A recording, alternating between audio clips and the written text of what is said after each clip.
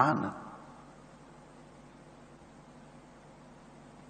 को बहुत दूर से ही त्याग देना चाहिए।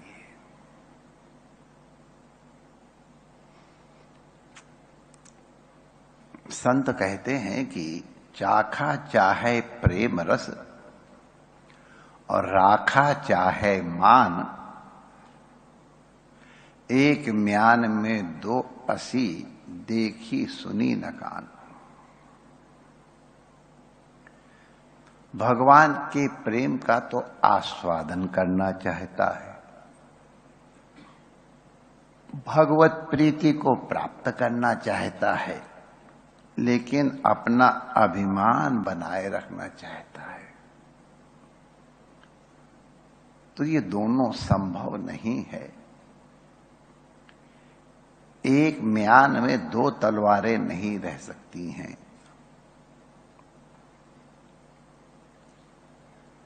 वैसे ही अभिमान और प्रेम ये दोनों एक साथ नहीं रह सकते हैं।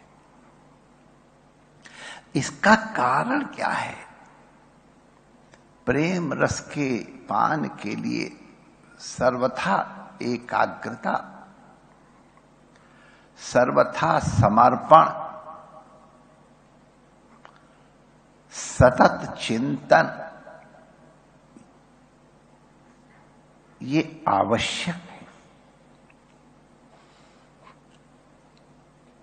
अगर मान करते हैं तो इसका तात्पर्य है चित्त की वृत्ति भगवान से हटकर अपने आप में लग गई, अपने आप में आ गई। चित्त का स्वभाव है, चित्त का एक अंग मन भी है, और मन का गुण है एक काल में दो वस्तुओं का चिंतन नहीं कर सकता है। युगपत ज्ञानानुत्पत्ति मनसो लिंगम। एक साथ दो बातों का चिंतन न होना ही ये मन का लक्षण है। शास्त्र में इसका वर्णन आया इस तरह से, न्याय दर्शन में खास तौर से, जहां लक्षण और प्रमाण इत्यादि की विशेष रूप से चर्चा हुई जिस शास्त्र में। कई लोग कहते हैं हम तो कई चीजें एक साथ सोच लेते हैं, ऐसा नहीं है। जिस क्षण एक जगह आपकी वृत्ति होती है उस क्षण दूसरी जगह से वृत्ति हट जाती है। काल भेद है। जैसे 1000 कमल की पत्तियां हैं और उसमें एक सुई भोंक दो ऐसे करके, तो लगेगा सारी की सारी पत्तियों को एक साथ भोंका गया है, लेकिन ऐसा है नहीं। हर पत्ती में सुई के प्रवेश का काल अलग अलग है। तो भक्त का अभिमान चला जाए इसके लिए भगवान को बड़ी परेड करनी पड़ती है। नारद जी का अभिमान दूर करने के लिए कितना अधिक भगवान को श्रम करना पड़ा। सनकादिकों के ऊपर अनुग्रह करने के लिए, जय विजय के ऊपर अनुग्रह करने के लिए भगवान को कितना प्रयास करना पड़ा, हम सब जानते हैं। इंद्र के ऊपर अनुग्रह करने के लिए उसका मान भंग किया, हम जानते हैं। भगवान की द्वारिका लीला की घटना है। जो भगवान के समीप होते हैं कई बार उनमें भी अभिमान आ जाता है। महापुरुषों से जो दूर रहते हैं वो तो उनके गुणों का आधान कर लेते हैं, संग्रह कर लेते हैं। कई बार बहुत निकट रहने वालों की कुछ और दृष्टि हो जाती है, इसलिए पूरा का पूरा लाभ नहीं ले पाते। कभी कभी अभिमान आदि भी आ ही जाते हैं। भगवान के समीप में गरुड़ रहते हैं। गरुड़ को अभिमान है कि मेरा वेग अप्रतिम है, भगवान का काम मेरे बिना कैसे चलेगा, मैं भगवान की सवारी हूं। जब कहीं वेग की आवश्यकता होती है तो भगवान हमारा स्मरण करते हैं।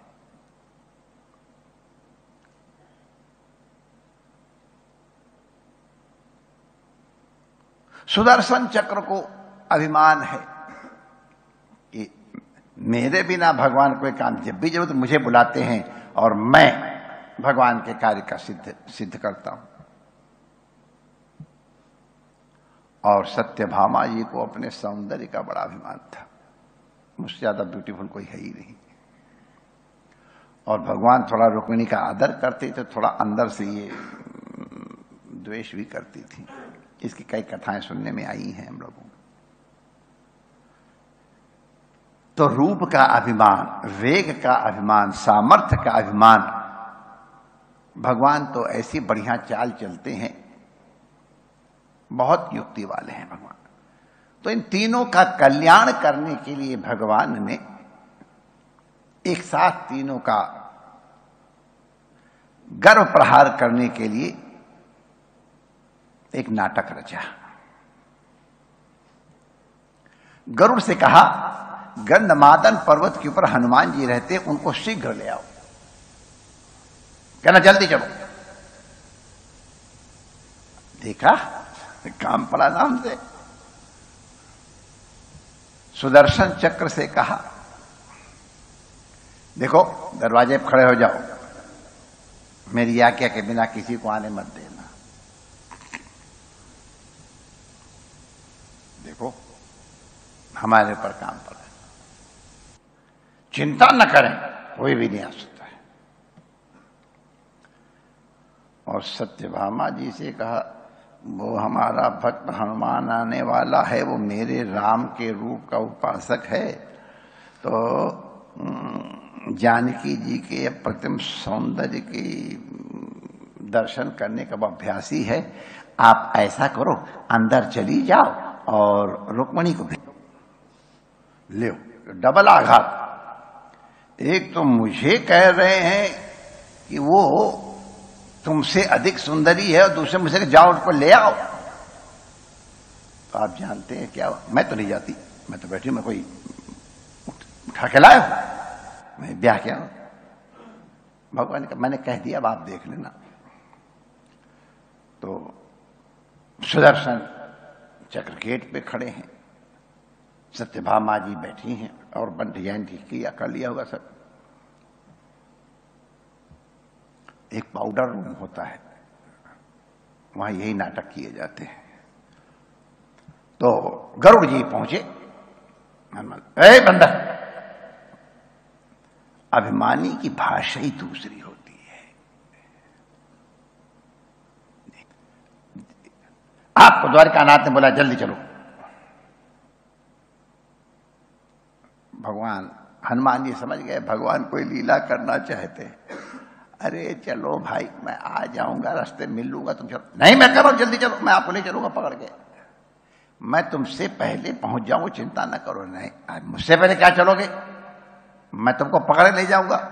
उनका तुम क्या मुझे पकड़े ले होगा? गरुड़ जी को ऐसे पकड़ लिया पंजे में और उठा फेंक दिया द्वारिका की तरफ। जा।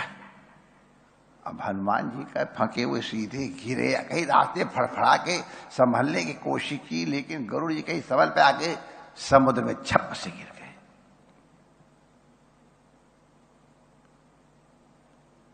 हनुमान जी को कितनी देर लगती, मनोज एवं मारुतुल्य वेगम। दरवाजे पे आएगा, भैया मां ठाकुर जी ने मुझे बुलाया है और मैं अंदर जाऊंगा। नहीं जा सकते हो, मैं दरवाजे पर खड़ा हूं। भैया मुझे बुलाया है, आवश्यक कार्य होगा तभी प्रभु ने मुझे बुलाया, मुझे जल्दी जाना है। और ये जो गेटमैन होते हैं वो साहब से ज्यादा कठिन होते हैं।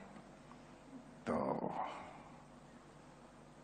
हनुमान ने चलो, तो उठाया सुदर्शन चक्र को, मुंह में दबा लिया ऐसे करके, जैसे पान दबाते हैं ना, ऐसे दबा लिया। और अंदर आए तो ठाकुर जी को तो प्रणाम किया, और सत्यभामा जी की तरफ ऐसे देख करके पूछते, प्रभु माता जी कहां है? आपने किस द्वारा अनुग्रह कर रखा है, अपने आसन में बैठा रखा है? ले रानी भी नहीं, दासी बना दिया। अब सत्यभामा जी बिगड़ी, क्या कर सकते हैं? तो अंदर बिगड़ते छिन्न करते गई, जाओ जाओ तेरा बेटा बंदर आया हुआ है। अरे अरे मेरा हनुमान आया हो, जैसे दूध बहने लगा उनके स्तन से, ऐसे करते रुक्मिणी दौड़ी दौड़ी आई, हनुमान जी ने उनको प्रणाम किया। अरे वाह हनुमान तुम आ गए, हाँ तुमको लेने मैंने किसी को भेजा था। हाँ वो बहुत धीरे धीरे चलने वाला पक्षी था, मैंने कहा देर हो जाएगा, मैं पहले चलता हूँ, आता होगा भी थोड़ी देर में।